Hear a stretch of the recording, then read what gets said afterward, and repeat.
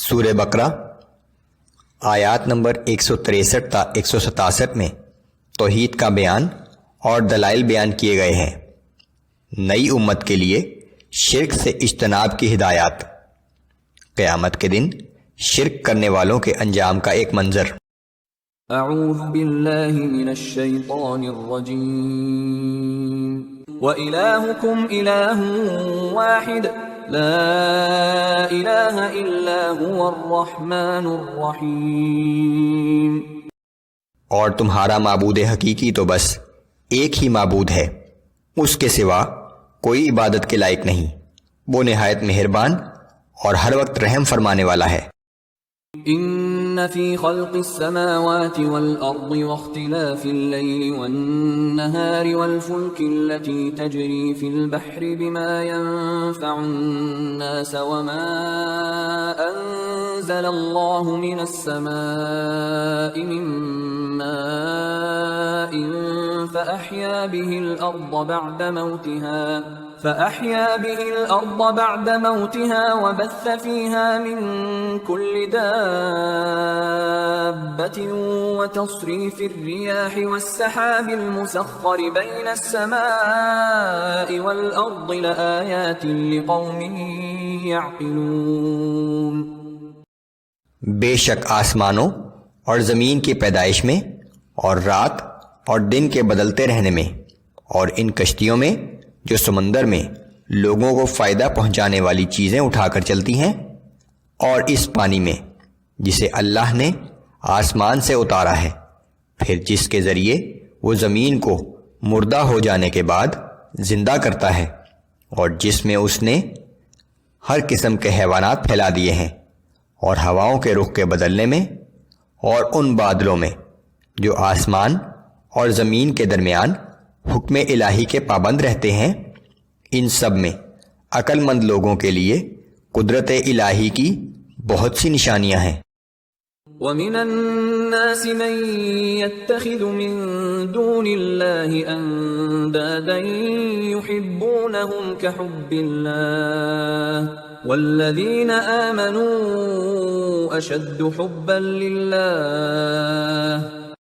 اور لوگوں میں بعض ایسے بھی ہیں جو اللہ کے سوا دوسروں کو بھی اللہ کا شریک ٹھہراتے ہیں، اور ان سے ایسی محبت کرتے ہیں جیسی اللہ سے محبت کرنی چاہیے، لیکن جو لوگ ایمان والے ہیں وہ سب سے بڑھ کر اللہ سے محبت کرتے ہیں۔ وَلَوْ يَرَى الَّذِينَ ظَلَمُوا إِذْ يَرَوْنَ الْعَذَابَ أَنَّ الْقُوَّةَ لِلَّهِ جَمِيعًا وَأَنَّ اللَّهَ شَدِيدُ الْعَذَابِ۔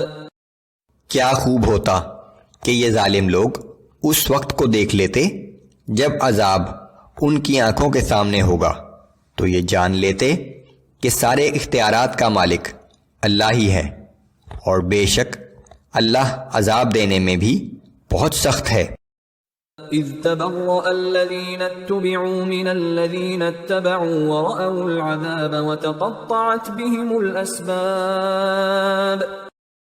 اور یہ وہ وقت ہوگا جب وہ پیشوا جن کی پیروی کی جاتی تھی اپنے پیروکاروں سے بیزار ہوں گے، اور وہ سب اللہ کے عذاب کو دیکھ لیں گے، اور ان کے سارے اسباب و وسائل ان سے منقطع ہو جائیں گے۔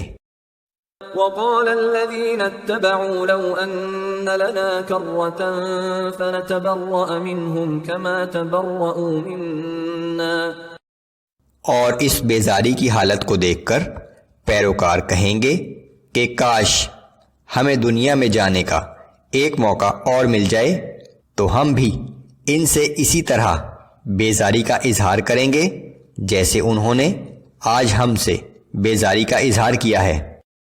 كذلك يريهم الله اعمالهم حسرات عليهم وما هم بخارجين من النار۔ اس وقت اللہ ان کے اعمال ان کے سامنے حسرتیں بنا کر انہیں دکھائے گا، اور وہ کبھی جہنم کی آگ سے نہ نکل سکیں گے۔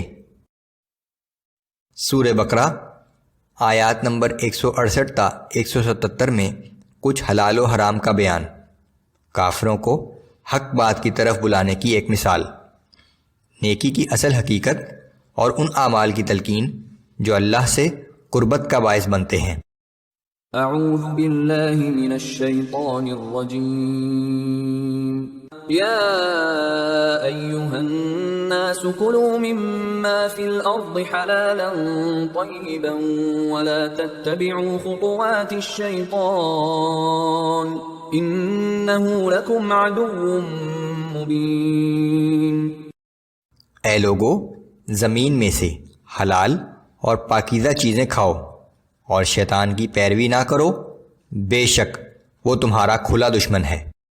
انما یأمرکم بالسوء والفحشاء وان تقولوا علی اللہ ما لا تعلمون۔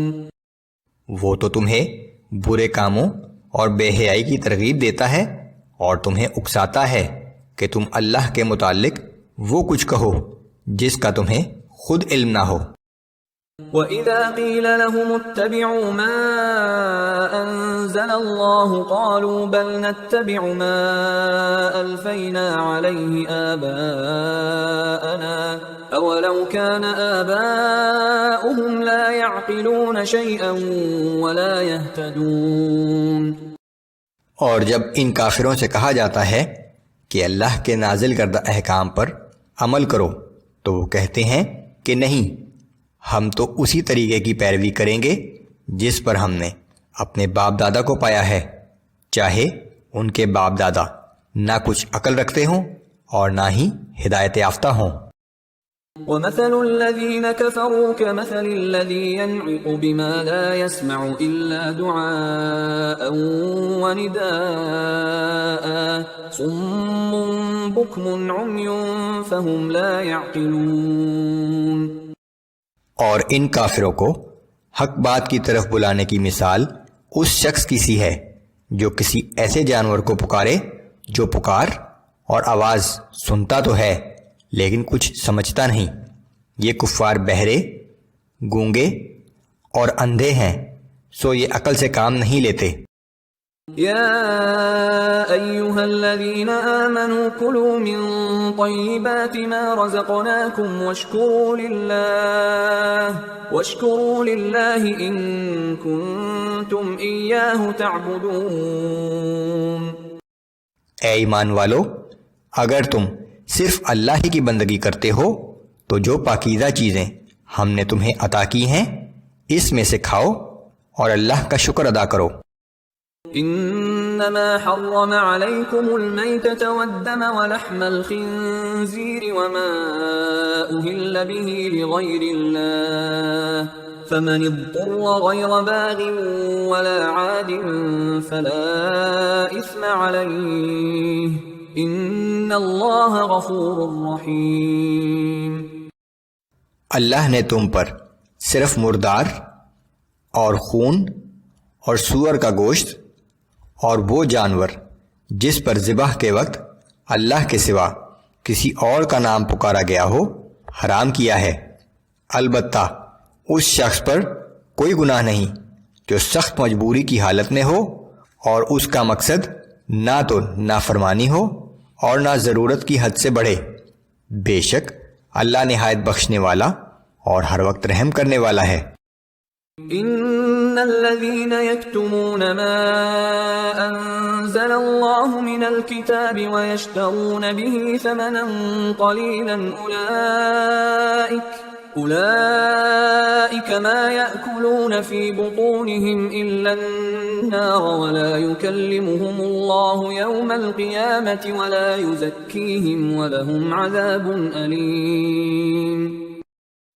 بے شک وہ لوگ جو کتاب یعنی تورات کی ان آیات کو چھپاتے ہیں جو اللہ نے نازل فرمائی ہیں اور اس کے بدلے حقیر معاوضہ حاصل کرتے ہیں، یہ لوگ اپنے پیٹ میں آگ بھرنے کے سوا کچھ نہیں کھاتے، اور اللہ قیامت کے روز نہ ان سے کلام کرے گا اور نہ ہی ان کو پاک کرے گا، اور ان کے لیے دردناک سزا ہوگی۔ اولئک الذین اشتروا الضلالة بالہدى والعذاب بالمغفرة فما أصبرهم على النار. یہی وہ لوگ ہیں جنہوں نے ہدایت کے بدلے گمراہی اور مغفرت کے بدلے عذاب خرید لیا ہے. کیسا عجیب ہے ان کا حوصلہ کہ جہنم کا عذاب برداشت کرنے کے لیے تیار ہیں. ذلك بأن الله نزل الكتاب بالحق وإن الذين اختلفوا في الكتاب لفي شقاق بعيد. یہ عذاب اس وجہ سے ہے کہ اللہ نے تو ٹھیک ٹھیک حق کے مطابق کتاب نازل فرمائی، مگر جنہوں نے کتاب میں اختلافات نکالے وہ یقیناً مخالفت اور ضد میں حق سے بہت دور نکل گئے ہیں. ليس البر أن تولوا وجوهكم قبل المشرق والمغرب ولكن البر من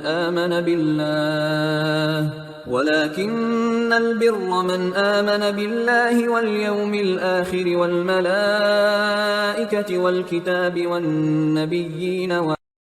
نیکی صرف یہی نہیں کہ تم اپنے چہرے کو مشرق یا مغرب کی طرف پھیر لو، بلکہ اصل نیکی تو یہ ہے کہ کوئی شخص اللہ پر ایمان لائے اور قیامت کے دن پر اور فرشتوں پر اور اللہ کی نازل کی ہوئی تمام کتابوں اور پیغمبروں پر ایمان لائے.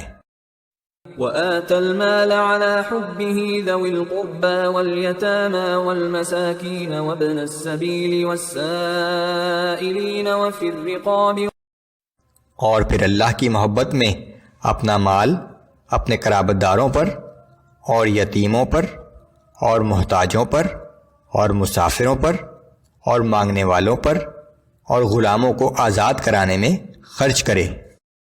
وَأَقَامَ الصَّلَاةَ وَآتَى الزَّكَاةَ وَالْمُوفُونَ بِعَهْدِهِمْ إِذَا عَاهَدُوا وَالصَّابِرِينَ فِي الْبَأْسَاءِ وَالضَّرَّاءِ وَحِينَ الْبَأْسِ أُولَئِكَ الَّذِينَ صَدَقُوا وَأُولَئِكَ هُمُ الْمُتَّقُونَ. اور نماز قائم کرے اور زکوٰۃ ادا کرے اور جب کوئی عہد کرے تو اسے پورا کرے اور تنگ دستی اور مصیبت کے وقت صبر کرے اور لڑائی کی شدت کے وقت ثابت قدم رہے.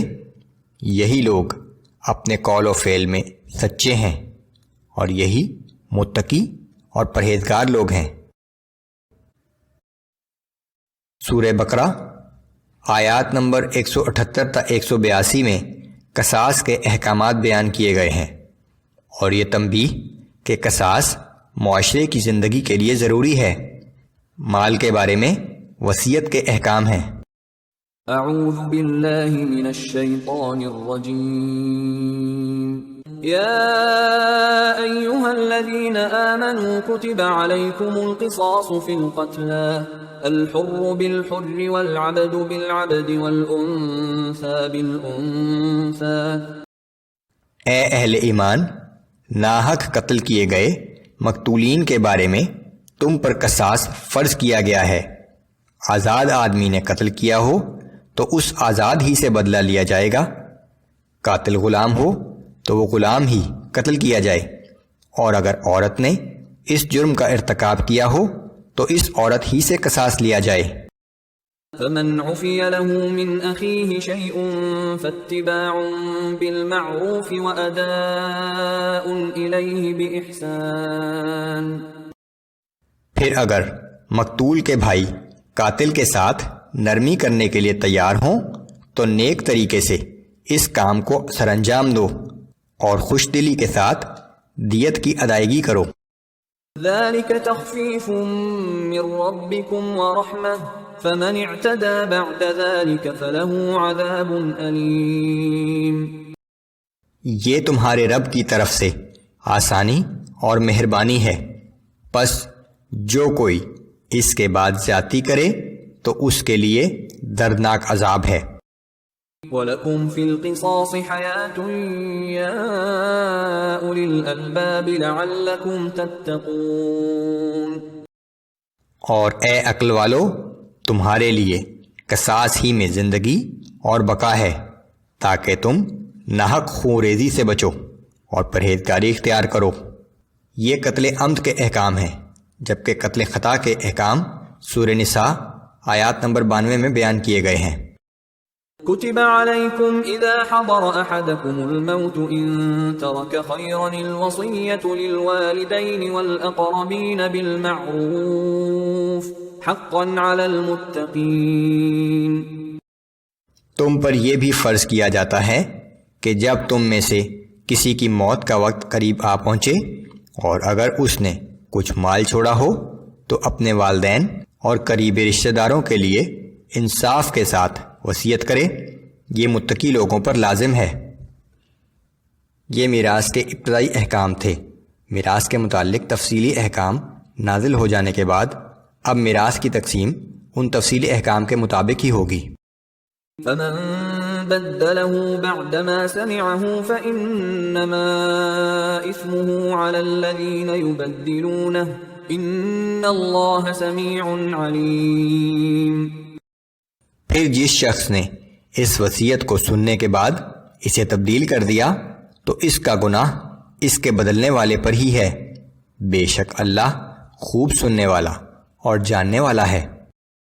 فمن خاف من موص جنفا او اثما فاصلح بينهم فلا اثم عليه ان اللہ غفور رحیم۔ پھر اگر کسی شخص کو وصیت کرنے والے کی طرف سے دانستہ یا نادانستہ کسی وارث کی حق تلفی کا علم ہوا ہو اور اگر وہ وارثوں کی باہمی رضامندی سے وصیت کو بدل کر ورثہ کے درمیان صلح کرا دے تو اس پر کوئی گناہ نہیں، بے شک اللہ نہایت بخشنے والا اور ہر وقت رحم کرنے والا ہے۔